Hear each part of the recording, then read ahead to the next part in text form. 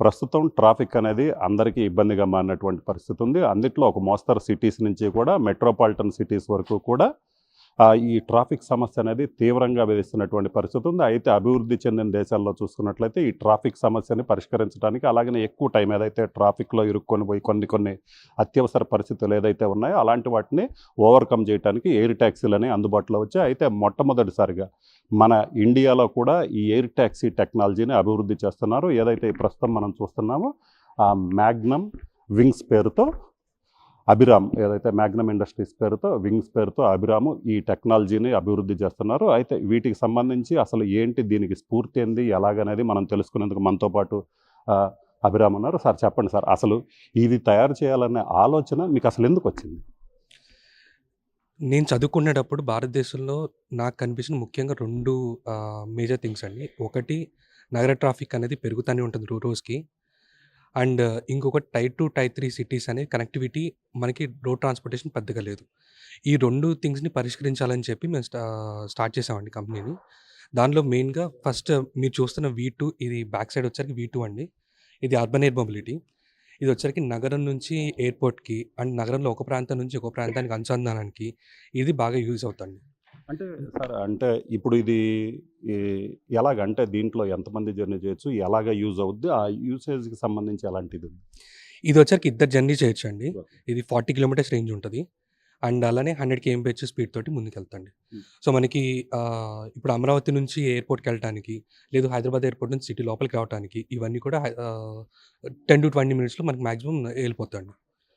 So, ఇప్పుడు ఈ ఇద్దరు తయారు చేసేది ఉంది. అంటే ఇప్పుడు ఇంకోటి కూడా ఉంది. సో, ఇది ఎలాగా, అంటే ఇది ఎలాగ వర్క్ చేస్తుంది? సో, దీనికి సంబంధించి అంటే ఇది కూడా సేమ్ అలాంటి టెక్నాలజీతోనే ఉంటదా? ఇది ఎలాగుంటది?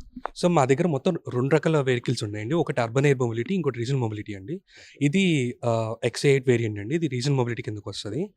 దీని రేంజ్ వచ్చేసరికి depends on battery and fuel బట్టి 300 కిలోమీటర్స్ నుంచి 1500 కిలోమీటర్స్ వరకు ఉంటదండి. ఇది అలానే 8 ప్యాసింజర్స్ ఉంటదండి. అండ్ ఒక పైలట్ ఉంటారు. ఇది ప్రస్తుతానికి 1/4 స్కేల్ వెర్షన్ అండి. ఇది కంప్లీట్ స్కేల్ వెర్షన్ అనేది మేము ఇంకొక 1 ఇయర్‌లో గాని అట్లా తీసుకొస్తామండి. ఇది ప్రస్తుతానికి మా దగ్గర X4 అని చెప్పి ఇంకొక వెర్షన్ రెడీ అవుతుందండి రీజనల్ మొబిలిటీకి సంబంధించి. అదొచ్చేసరికి 2 ప్యాసింజర్స్, 1 పైలట్ అండి. ఇది ఇంకొక 1 మంత్‌లో మేము అన్‌వీల్ చేయడానికి సిద్ధంగా ఉన్నామండి. సో, అసలు ఇది తయారు చేయటానికి అంటే కాస్ట్ ఎంత పడుతుంది సార్ జనరల్‌గా? ఇది డిపెండ్స్ ఆన్ థింగ్స్ అనమాట అండి. మనకి ప్రొడక్షన్ అనేది ఇప్పుడు ఆర్&డీలో ఉంటే ఒకలాగా, ప్రొడక్షన్‌లో ఉంటే ఒకలాగా పడతదండి. ఇదొక ప్రీమియం కార్ నుంచి ఒక ఎయిర్‌క్రాఫ్ట్ మధ్యలో కాస్ట్ ఉంటదండి. సో, ఇప్పుడు ఈ ఆపరేటింగ్ అనేది జనరల్‌గా ఇదేందంటే కొత్త technology. So, air taxi type. So, దీని ఆపరేటింగ్ ఈజీగా ఉంటుంది అంటే ఎలాగుండొచ్చు? సో, దీని ఆపరేటింగ్ వచ్చరికి most of the things autonomous అండి. బట్ రెగ్యులేషన్స్ గురించి మేము ఒక పైలట్‌ని ఇన్కార్పొరేట్ చేస్తున్నామండి. ఓకే. అంటే ఇప్పుడు ఈ అందుబాటులోకి రావటానికి, ఇది పూర్తిగా మీరు అందుబాటులోకి తీసుకొని రావటానికి కావచ్చు ఎంత టైం పట్టొచ్చు? ఇది అప్రాక్సిమేట్‌లీ ఒక 3 ఇయర్స్ దగ్గర దగ్గర పడతదండి. ఇది ఇంకా సర్టిఫికేషన్ అనేది డ్రాఫ్టింగ్ స్టేజ్‌లోనే ఉంది. అది ఈ ఇయర్ ఎండ్‌కి మేము కంప్లీట్ అవుద్దని చెప్పి అనుకుంటున్నాము. హ్మ్. సో, ఈ ఇయర్ ఎండ్‌కి అయిపోతే మనకు ఒక 3 ఇయర్స్‌లో ఇది అందుబాటులోకి తీసుకొచ్చేయొచ్చండి. సో, ఇప్పుడు ఇది చూసారు గదా! ఇప్పుడు మీరు ఏది ఈ టెక్నాలజీకి సంబంధించి అంటే ఇది పూర్తిగా మన కంప్లీట్‌గా ఇండియన్ టెక్నాలజీనా? లేకపోతే వేరే టెక్నాలజీని మీరేమన్నా హైర్ చేసుకోవటం కాదు, లేకపోతే దాన్ని బేస్ చేసుకొని ఎలా తయారు చేశారు? ఇది కంప్లీట్‌లీ మేడ్ ఇన్ గుంటూరు అండి. ఒక్క మోటార్స్ వర్క్ ఒక్కటే మనం బయట నుంచి తెచ్చుకుంటున్నాం అండి. రిమైనింగ్ థింగ్స్ అన్నీ కూడా మేడ్ ఇన్ గుంటూరు అండి. ఓకే.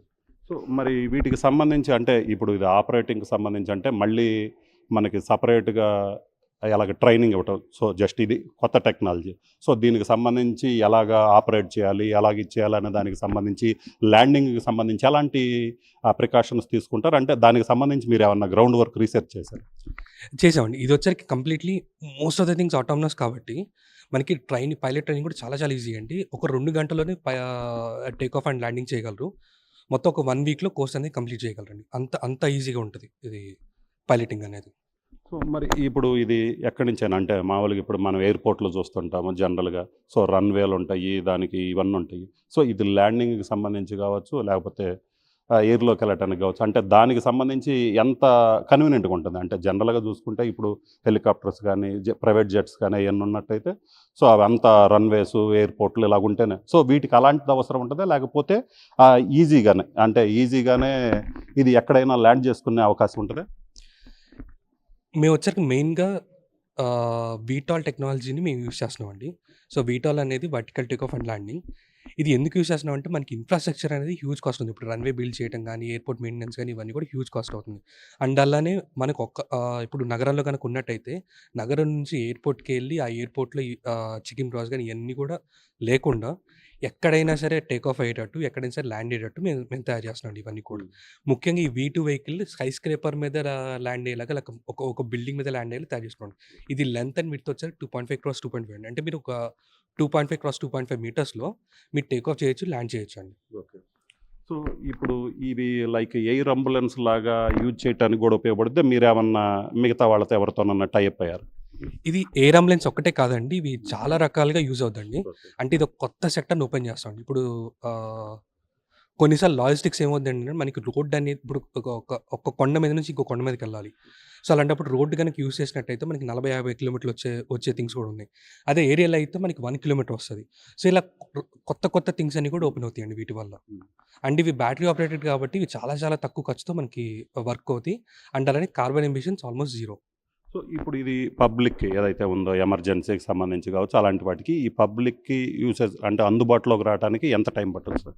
ఇది ఒక 3 ఏళ్లలో మనకి అందుబాటులోకి తీసుకొచ్చేయొచ్చండి. అయితే ఫస్ట్ మనం ఎయిర్ టాక్సీ కింద ఎయిర్‌పోర్ట్ ఆన్ చందనం గాని, లేకపోతే ఎయిర్ అంబులెన్స్ కానీ ఇట్లాంటి వాటికి యూజ్ చేస్తాం.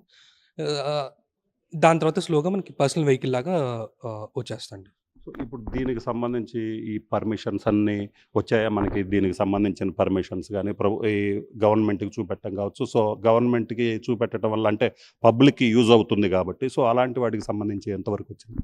సో, గవర్నమెంట్ యాక్చువల్లీ చాలా ప్రొయాక్టివ్‌గా ఉందండి.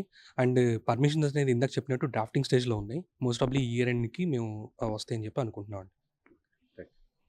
సో, ఇది పరిస్థితి. మొత్తం మీద అయితే ఏదైతే ట్రాఫిక్ సమస్యకి చెక్ పెట్టేందుకు ఈ కొత్త టెక్నాలజీని తీసుకొచ్చామని చెప్తున్నారు. అయితే ఇది ప్రస్తుతం అయితే మాత్రం స్టార్టింగ్ స్టేజ్‌లో ఉంది. ఖచ్చితంగా ప్రభుత్వానికి కూడా తాము ఈ టెక్నాలజీకి సంబంధించి ఎయిర్ ట్యాక్సీలు కావచ్చు, ఎయిర్ అంబులెన్స్‌లు కావచ్చు, వివిధ రకాల ఎమర్జెన్సీలకు సంబంధించి ఇది ఉపయోగించవచ్చు. అలాగనే జనరల్‌గా చూసుకున్నట్లయితే ప్రైవేట్ జెట్స్ కావచ్చు, హెలికాప్టర్లు కానీ యూజ్ చేయాలంటే చాలా కాస్ట్ అవుతుంది. సో, ఇవైతే మాత్రం చాలా తక్కువ ఖర్చుతో ఈ జర్నీ అనేది అందుబాటులోకి వచ్చుద్ది. అలాగనే ఎమర్జెన్సీకి సంబంధించి చూసుకున్నట్లయితే వీలైనంత వరకు ఎమర్జెన్సీకి సంబంధించి ఇవి చాలా ఈజీగా ఉపయోగపడతాయి. ఎందుకంటే ట్రాఫిక్‌కి సంబంధించినటువంటి సమస్యలు ఏదైతే ఉన్నాయో మెట్రోపాలిటన్ సిటీస్ కావచ్చు, చాలా సిటీస్‌లో ట్రాఫిక్ సమస్య అనేది ఉంది. సో, ఈ